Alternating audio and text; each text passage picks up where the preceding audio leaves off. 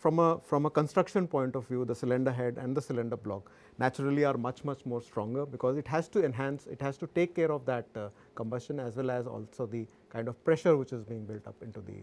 So the cylinder head and the block are definitely very different.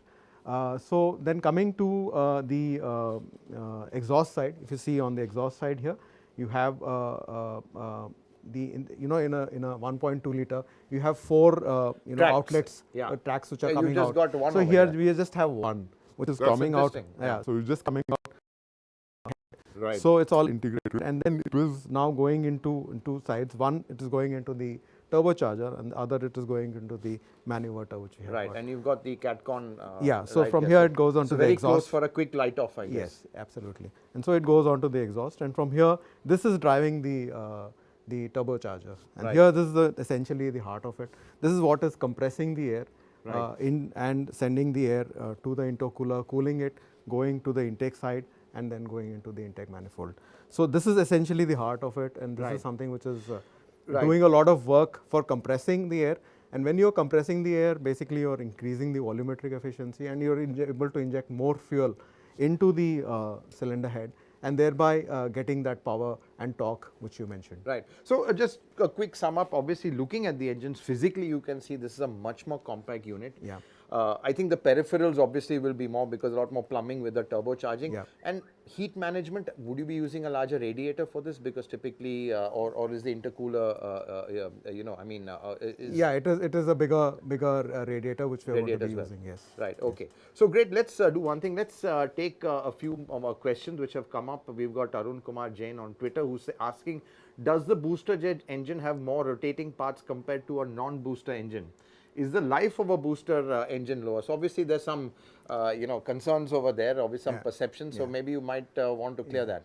From a life perspective, definitely there is no difference between a naturally aspirated and booster jet, and we have done that validation, and we have done enough validation on Indian road conditions and all of that, to ensure that there is no difference as far as the life is concerned. Sorry to interrupt, just in terms, maybe can one say you have to be a little bit more strict on the maintenance, because certain lubricants which you're using. That's what is asked. The turbocharger is something which is very significant addition to this, and this runs at about 217,000 RPM. Wow! So that's a very fast rotating turbocharger which we have got, and of course the others are very similar to a naturally aspirated engine. So that's definitely a difference which is there, and from a friction point of view, if you look at, we have friction reducing technologies which we have. From a on a 1.2 liter we have a tappet, and on a here in a 1.0 liter booster jet we have something like this, which is we call it HLA and roller finger follower. This actually reduces the friction of the and this is part of the head assembly, and so this reduces the friction, and obviously it is much better for emissions and all of that. So I think reducing friction in the end for any combustion engine is the key. I mean, that's the biggest enemy. You want to reduce friction as much as possible, and these are different technologies you have to do that. Definitely we have that, and from a injection point of view, again I'll fish out some more parts from my pocket here. So here we have the two injectors which we have got. So this is the injector which is there on the 1.2 liter. So this is just for 4 bar, very low pressure in comparison. It's a more beefed up injector. Yes, and this has got this is the. So that's really interesting to see. This one in a conventional naturally aspirated engine, you don't need too much fuel injection pressure, only 4 bar. But here direct injection is beefed up, because that's 200 bar. So do the math, you know how many times more it is. So it's a 4 nozzle versus a 6 nozzle kind of a difference which is there. So this is the kind of thing which we are going through, and we have incorporated into the engine. And also from a we talked about friction reduction technology. So if you look at the timing chain which is there, which is also low width chain, so that also reduces the overall friction. But it's a belt? Yes, it's a belt. It's a chain which is there. And the other thing which is there is that we also have the pistons which are there, which are very different. To improve the tumble, we have a wedge-shaped piston in the 1 liter booster jet compared to a flat top on the 1.2 liter. So if you here see the difference, so this is a wedge-shaped, Right. you know, on which is there on the 1 liter, and this is the flat disc, which is there. Oh my God, sorry.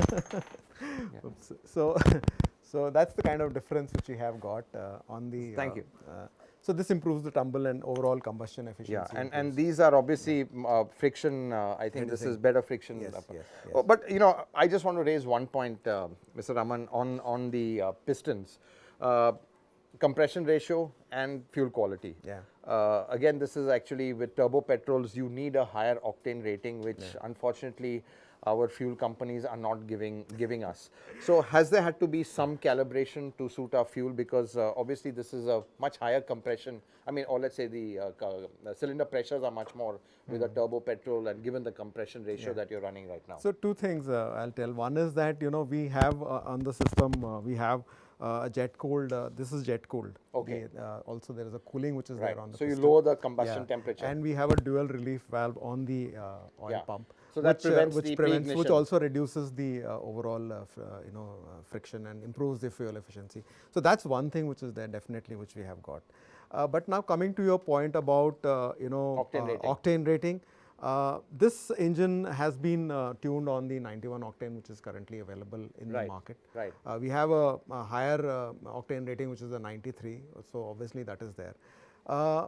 We have the booster jet was actually developed for Europe, where it was more for a CO2 reduction, downsizing kind of a requirement. Right. Here in India, the requirement is different from the customer. Enthusiasts like yourself and many of our customers are demanding something which is more performance oriented. And so therefore, the booster jet is being launched as part of the RS line. So now, from a field perspective, the 91 octane is what is today So available. you're taking the base because reliability, you want to make sure, we want to make being sure, a Maruti, it works absolutely. in every nook Every and nook corner, and corner, of the absolutely. country. So we have ensured that we have tested this vehicle extensively in India. On 91. On 91. We also did on BS3 fuel, we did it on BS4 fuel. All of that we have done. And so therefore, we are able to prove the durability of that. We have done more than 4 lakh kilometers of durability in high altitude, in hot conditions, cold conditions, and all of that. So that's something which we are always making sure that we do. But the challenge, of course, always remains is that come BS6, and we are always asking for a higher octane rating. And we have been, the industry has been asking for a 95 octane rating. And that obviously improves fuel efficiency and also performance on engines like this. That's something which is not being made available in 2020. We are requesting the government that along with the CAFE norms, we should have that also in place. Well, that's really actually the topic for another discussion. The fuel quality has just not kept pace with the automotive technology, and I think people have had to downgrade to meet the fuel quality, with such a waste of resource. Yeah, just for your understanding, the Baleno with this 1 liter booster jet, which goes to Europe, has a 170 Newton meter torque. Right, so 20 Newton meter more and about 8 horsepower more. But so because of our fuel, you've had to... Fuel, we have to be able to, we have to recalibrate it for the Indian conditions. Right. Let's take a few more questions. GDI engines or gasoline direct injection engines are having a problem with carbon buildup on intake valves. Does the booster jet engine overcome this problem? Well, this is something which we have been, in part of our fleet, we have been testing this, and because in a port injection which is there, you actually have the fuel going in, and so therefore there is a lubrication which is there. Here it is directly, it is getting injected, so therefore that lubrication is not there. Also, it does have the issue of building up of soot. So extensively we need to, after extensive testing, we have found that we need to do an additive. We need to add that into our engines, into the fuel tank. So therefore, that is a top up every 20,000 kilometers. We can put that additive, and that will clean up. And so that there is no. Is that done in service, or can the customer do that? It can be done in service. Definitely, our field service has been trained to be able to handle these kind of requirements. But we have ensured that the customer does not have a problem, because we have ensured enough testing during the 4 lakh kilometer testing all over India, that the customer will not have a problem of soot build or any such. That answers the question. So we've got another Raunak Shetty. He's on our Autocar Facebook page. is this technology good for highways or city? So I think it's just the characteristic of the engine. It's from a torque perspective, it gives you a band from 1700 So really fat torque curve. RPM to 4500 RPM. So therefore, less gear shift. So in a city condition, it's very good. If you are wanting to have more power, you can always do that, push it in a highway condition. So from that perspective, you are having a lot of performance which you can draw in different states. So yes, it is good.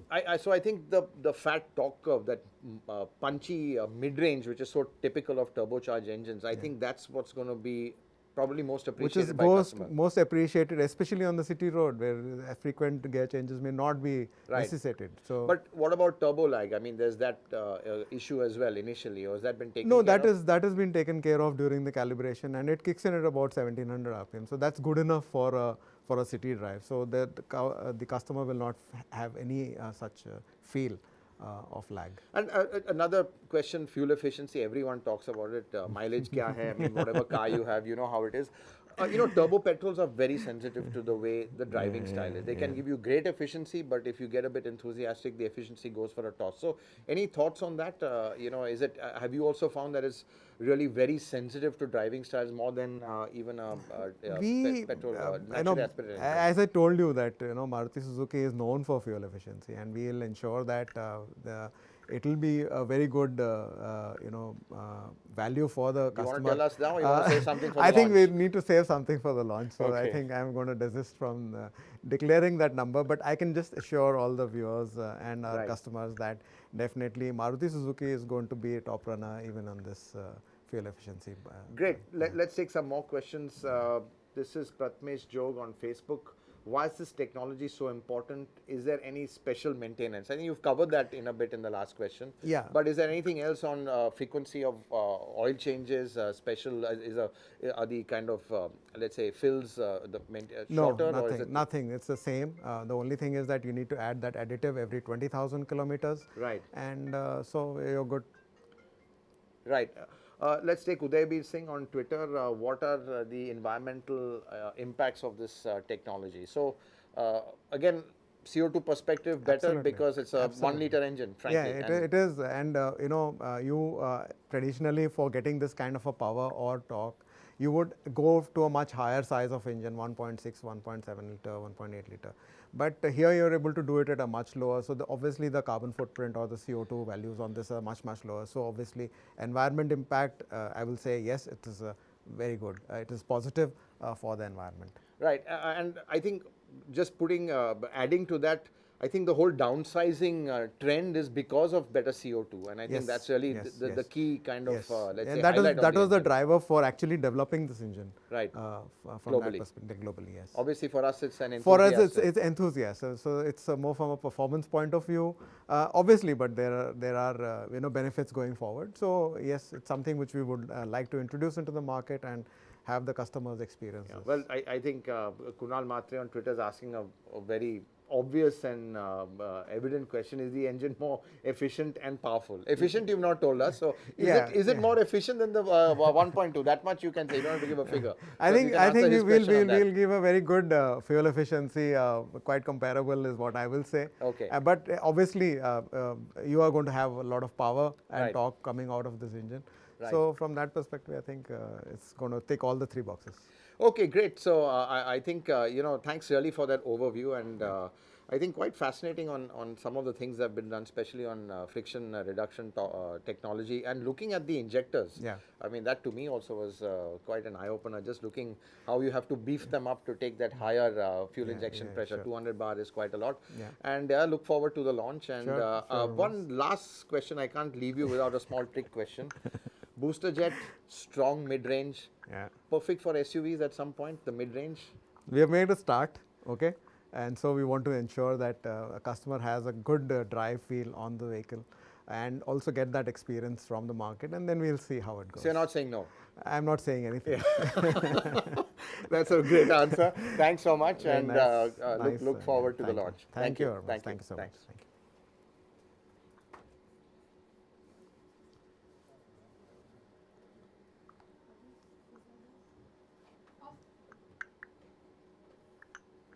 Good. Okay. Thank you so much. How was it? I hope it was okay. There were two gentlemen talking technology and us enjoying the talk. Yeah, it's always a pleasure talking to you. Thank you. Sorry that I missed the call. And this is I think it was great. Yeah. Huh? Great. Super. Enjoyed? I hope you enjoyed it. Yeah. I know. It was fun. some water for you also. एक पानी की bottle दे दीजिए. How are you, Vinay? Good. All good. All good. Yeah. Yeah.